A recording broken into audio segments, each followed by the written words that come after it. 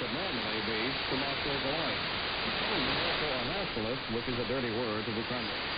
The recent reports from London indicate the Sino-Soviet conflict has taken a further turn for the worse.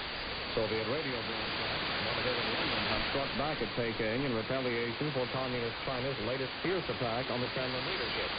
The Soviet broadcast accused acting policy of targeting, in its words, a serious crisis in the communist movement.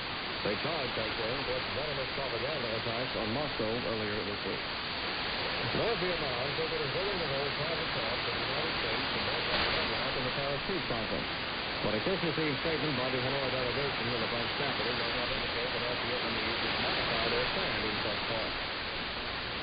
The FBI has arrested 21-year-old John William Simpson, Jr. on charges of destruction of federal property, draft records in San Jose, California, in the Collective Service Act. The number of records destroyed today, cut by a man wearing clothes of prison, has not been determined. Simpson was arrested at the scene and held for arraignment. Forest investigator Michael Divitt claimed that Simpson identified himself as Brother John William, and Divitt says he belongs to the Community of the Gate, an activist Episcopal Church group in San Jose. The suspect described himself as a conspiracy of one opposed to war. Vice President Angela Davis limited contact with her supporters outside the San Rafael, California jail. There is no television in her section of the jail, and only occasional newspapers, all mail restricted. Visitors are allowed during the 3-hour period, 2 days a week, but each prisoner is limited to 2 visitors for a total of 10 minutes. The 26-year-old former university teacher is charged with murder and kidnapping in the death of 4 persons at the Marin County Courthouse last August. She's now being held without bail.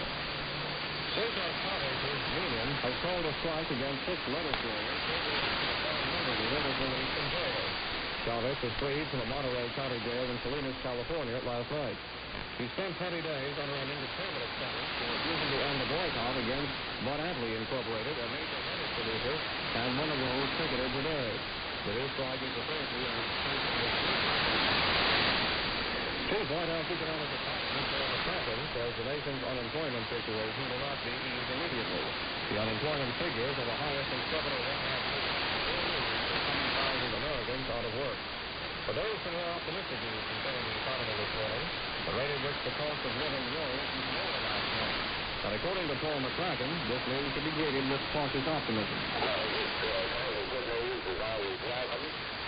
On the other hand, we do have to be very cautious about trying to make very much out of month-to-month swing. We just get months to get months. And prior to this, we had a couple that were just on the other side. McCracken adds, however, that inflation is being slowly brought under control. A congressional source says a small group of liberal Democratic congressmen has launched a former Texas Governor John Connally's business past. They reportedly hope to uncover evidence that could block Democrat Connally's confirmation as the Treasury Secretary. The source says they are looking for a key to Connally's rise from the son of a Texas big wealth after becoming attorney for oil man Ted Richards, and later the administrator of Washington State. Former Deputy Chief of U.S. Naval Operations Admiral Charles Cook is dead at 84. Cook served in the Navy for more than 40 years, and during the Korean War, the Admiral discussed the Soviets with a possibly meeting they could move into Vietnam. Vice President is going to marry one of her father's former bodyguards. Liz Agnew was given her ring tonight by Maryland State Police Nelson McIndoe. He currently is a security man for Maryland's Governor, Marvin Mandel. The White House, meanwhile, absolutely denies that Susan Nixon is soon to become engaged. A federal appeals court in New York has struck down a section of New York state law concerning flag desecration. The action by the New York Circuit Court of Appeals holds that the display of flags and emblems bearing the peace symbol is permissible under the Constitution.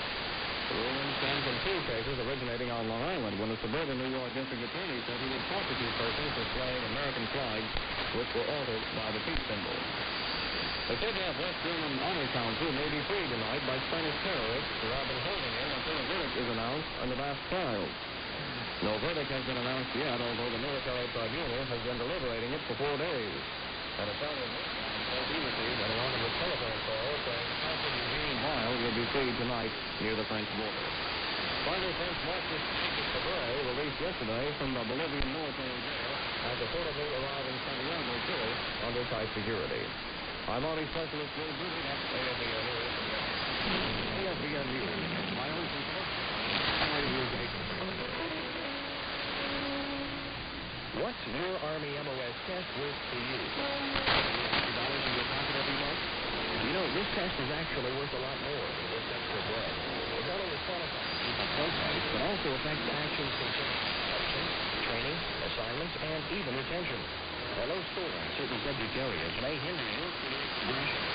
This annual exam is important. When the time comes to take your MOS test, don't brush it aside lightly. The extra time you spend on it may well be worth your while. Sports, Army Specialist Bob May.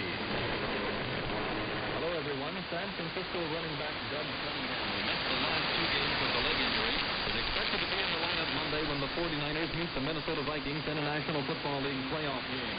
The linebacker Skip Vanderbunt, who was injured 2 weeks ago, still is on the doubtful list. The Oakland Raiders will be wary of Miami receiver Paul Warfield when they meet the Dolphins in the NFL's final opening round playoff game. Warfield caught 2 touchdown passes against the Oakland Raiders this season when the Dolphins beat the Raiders 20-13. Later, he missed several games with injuries, but he came back last week against Buffalo.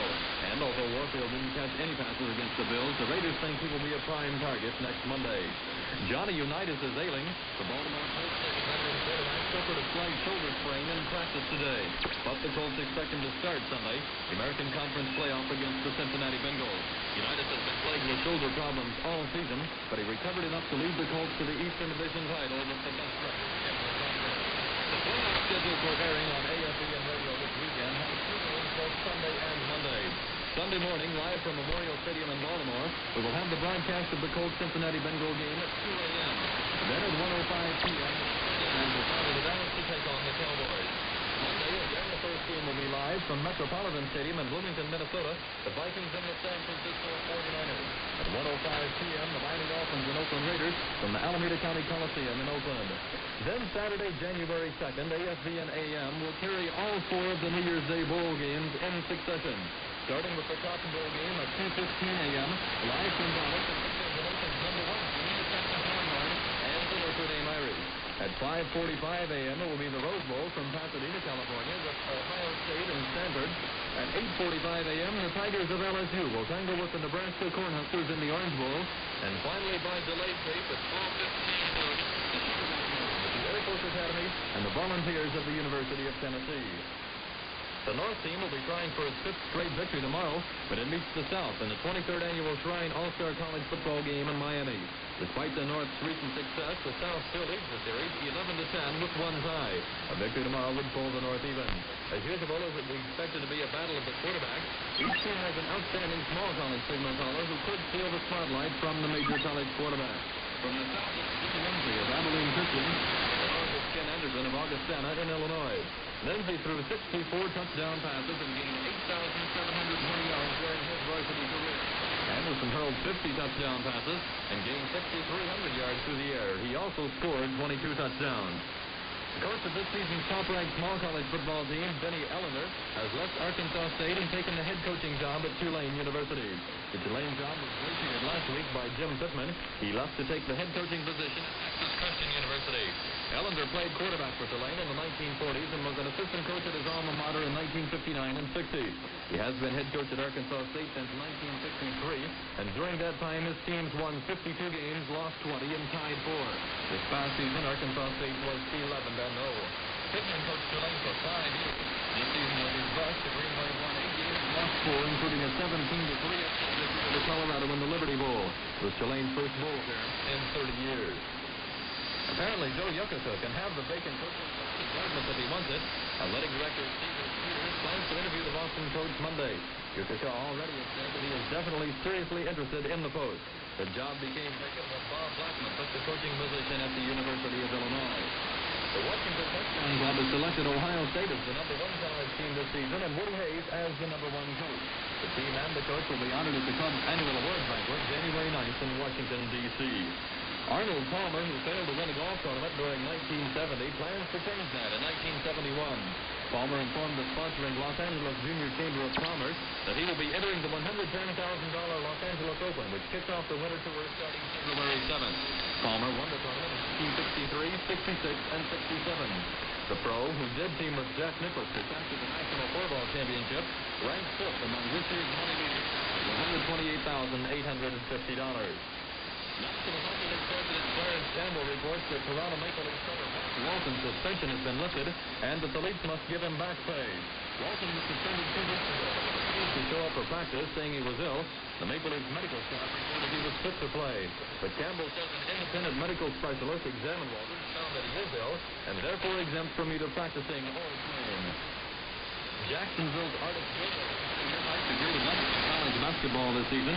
Standing 7'2", Gilmore is averaging 27.4 rebounds for the first 5 games. This gives Gilmore the fastest start of any collegian since Connecticut's Art Quimby pulled down 27.8 rebounds in his first 5 games of the season in 1954.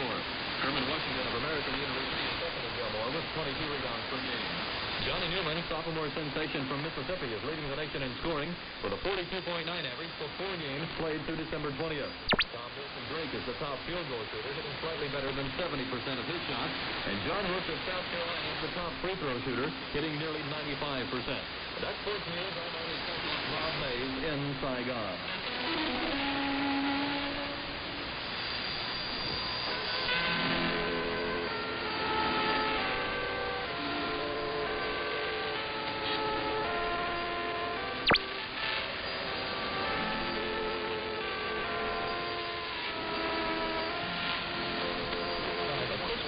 By General William C. Westmoreland, Chief of Staff.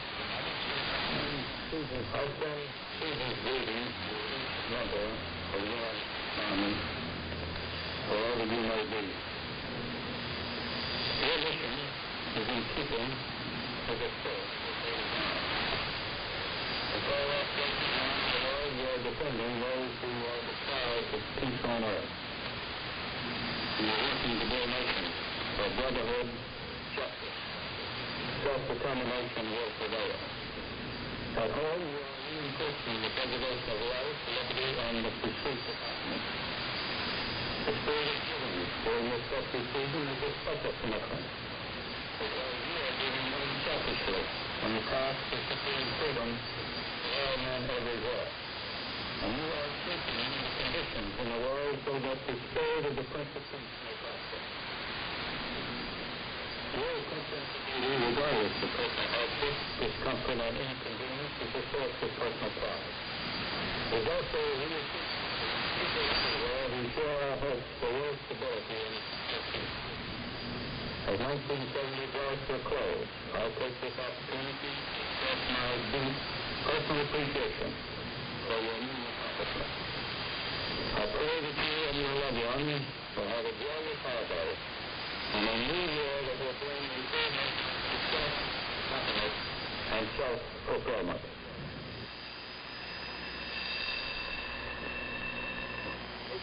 Stay tuned next for Paul Harvey News and Comment on ASBN.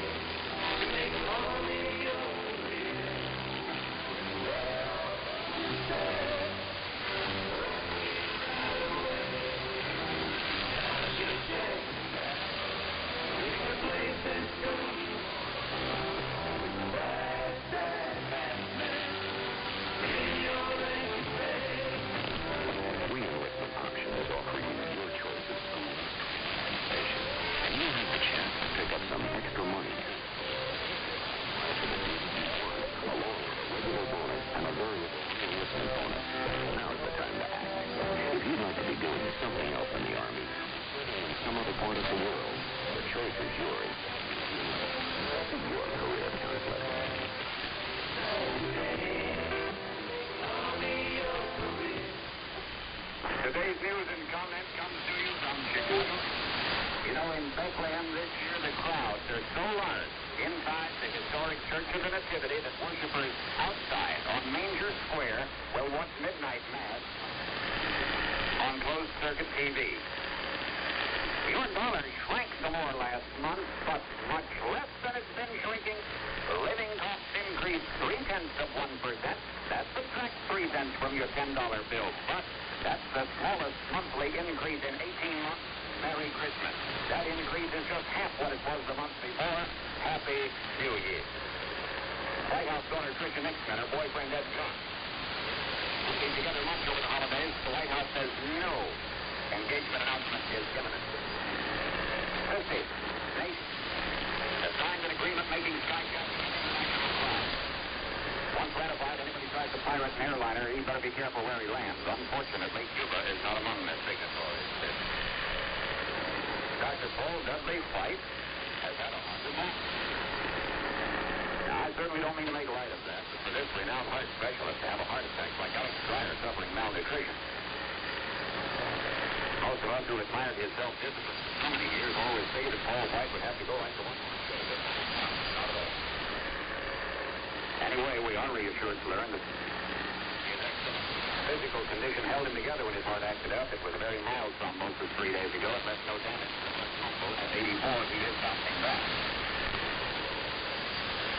Now, what's next? The means of forecasting earthquakes within 2 years, perhaps within 1. Researchers say all that's needed is an instrument for measuring the tilt of the Earth on its axis, and they'll have it within 2 years. Christmas ceasefire in Vietnam. So I understand the communists already have violated it on at least a couple of occasions. There have been 17 timeouts in this strangest of all wars, with varying degrees of effectiveness. Now, with those 3 Americans were killed in action in Indochina last week. That would be the least number any week in 5 years except. We're told another 46 died over there from what's called non-hostile causes. The Illinois Congressman Kuczynski is respectfully suggesting to the President of the United States that Christmas Day would be a dandy day for him, the President, to say that hereafter, as American troops return from Vietnam, they will not be replaced. In sick bay, Senator Dick Russell is improving. Lower respiratory infection, now responding to antibiotics.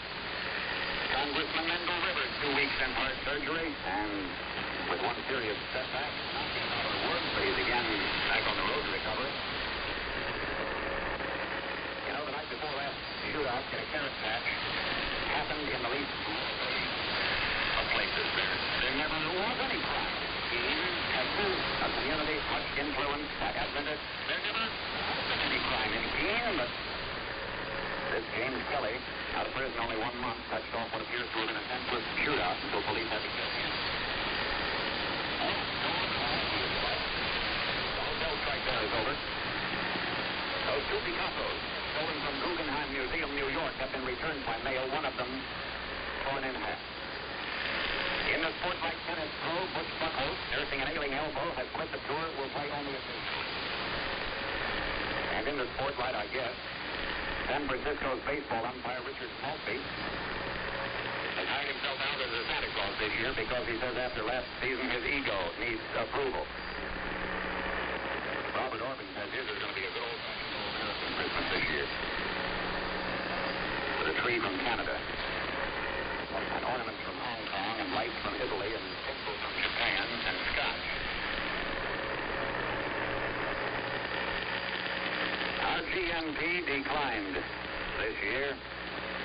That is allowing for inflation. We had a $1 trillion economy, but when you subtract the inflation factor, our nation's total output of everything declined this time in 12 years. But, you know, our nation's gross national product remains greater than the combined output of Germany and Japan and England and France and Russia. So let's don't sell ourselves U.S. short. In Washington, Defense Secretary Laird promises less supervision of American civilians. Laird says this practice of surveillance of some civilians got started during the Johnson administration when the Army refused to put down civilian services. Wanted to know who was who. Closed circuit for York, Pennsylvania. This is mostly for newcomers to York, Pennsylvania. WNOW tells me your population increased this year, so there's something you really should know about Christmas night in York.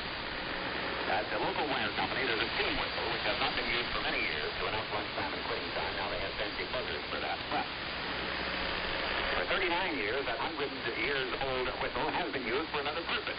And at midnight tonight, the tradition will be perpetuated. You're going to hear the most wonderful loud sound you ever heard in your life, because somehow, Whistle Master Marvin Ryan, by varying steam pressure and otherwise controlling the pitch, plays Christmas carols on that factory whistle. I mean, for 15 minutes, you're going to hear familiar Christmas carols played as you've never heard anything played before. That'll be unmistakable, but you really need to be prepared for it. I mean, this is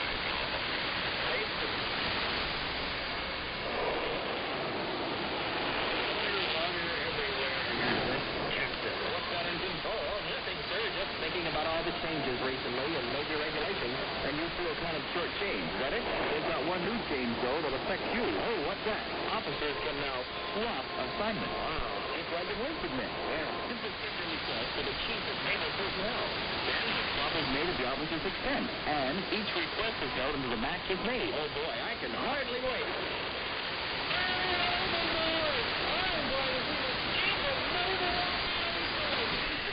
I forgot to tell that poor ensign that all requests have to have the approval of the commanding officer. Oh, well, the Navy hasn't gone overboard. They're trying to find more and more ways of making a Navy officer's career attractive. The swap program for officers is on a 6-month trial basis, but it is a step in the direction of the future. Go, Navy. Here is a potpourri of the day's news from page 3. On the medical front, a blue baby has undergone corrective surgery in Boston. That's a first in the United States. Lane Nebraska Congressman Glenn Cunningham will have a place in the Interior Department Bureau of Outdoor Recreation. The mayor of West Berlin has asked West Germans to place lighted candles in their windows tonight. Now let's see which Christmas Eve marriage has lasted longer than anybody. Leah and Clyde Rarely, Martinsburg, West Virginia. 69 years today. In Grand Oregon, somebody robbed the Salvation Army office at $600. I hope he needed it more than they did. Anyway, I'm proud to say when KLBM mentioned the law, listeners promptly replaced it on the next done. Of all the Christmas classics I've ever heard or read, none has more personal significance than the modern parable of the man in the bird.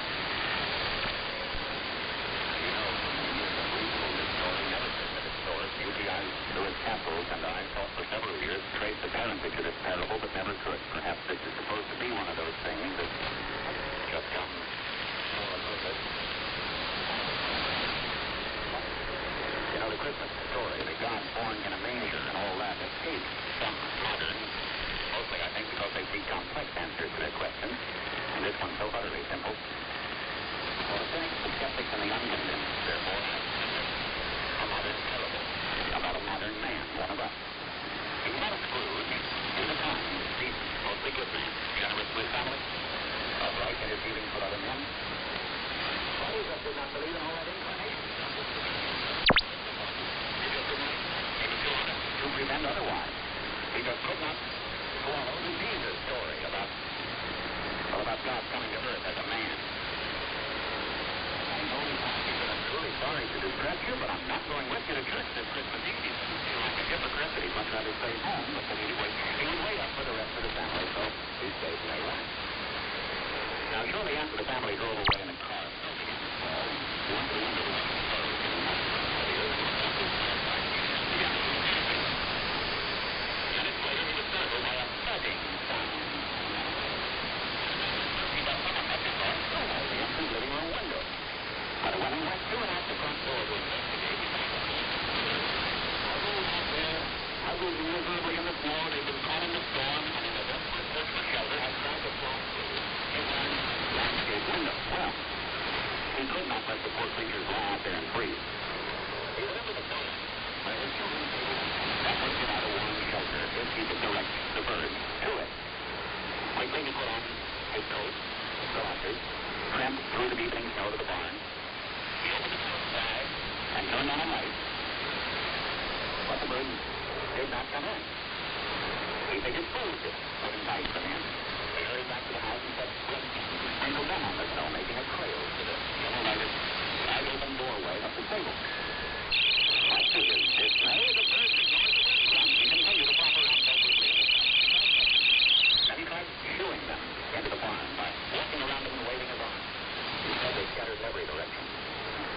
stepped into the warm, lighted corner. And then he realized that they were afraid of him. Then he reasoned, I am a strange and terrifying creature. If only I could think of some way to let them know they can't hurt me. But I'm not trying to hurt them, but to help them. But how? Because the rules we made tended to frighten them, confuse them. They just would not follow. They would not be led or shooed because they feared him. If only I could be a bird myself, he thought. If only I could be a bird and go with them and speak their language and tell them not to be afraid and show them the way to the safe, warm farm. But I would have to be one of them so they could see and hear and understand.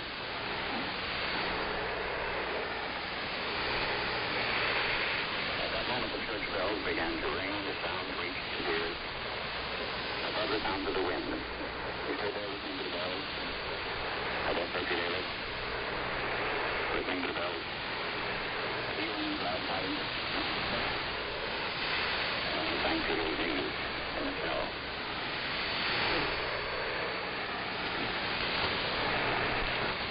You have been listening to Paul Harvey News and Commentary on ASBS. Season's greetings to the American Red Cross. The Red Cross wants you to know that whether it's Christmas or any other day in the week, their door is always open. So if you have a problem and need a little help, Team Red Cross. Helping you solve your problems is the business of the Red Cross. Christmas 1970, a day off, not for the Red Cross, giving American forces in Vietnam, the American National Red Cross.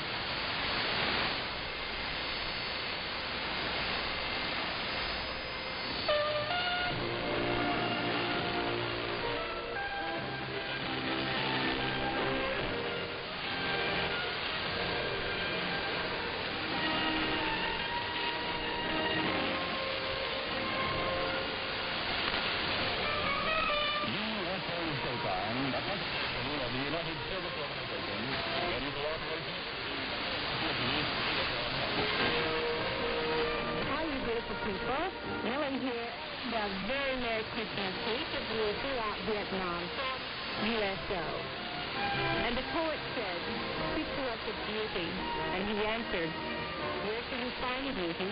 How can you find her unless she herself be your way and your guide? And how can you think of her except she be your reader's speech? The agreed and the injured said, beauty is kind and gentle. Like a young mother half shy of her own glory, she walks among us. And the passionate say, nay, beauty is a thing of might and dread. Like the tempest, she shakes the earth beneath us and the sky above us.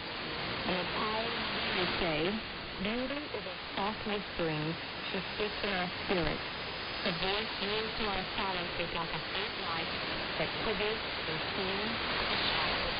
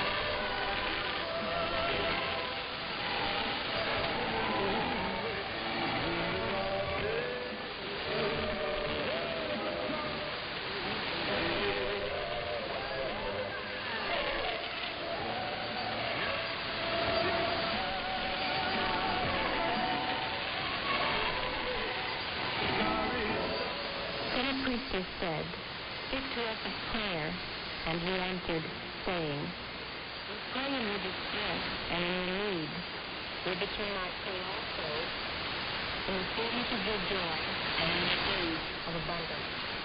So what is prayer but the extension of yourself into the living? And if it is for your comfort to pour yourself into darkness of faith, it is also for the delight that this is the dawning of your heart. And if you cannot but weep when your soul summons you to prayer, she should stir you again and yet again, though weeping, until you shall come laughing. When you pray, you rise to meet in the air those who are praying at that very hour, and who are saving prayer, you will not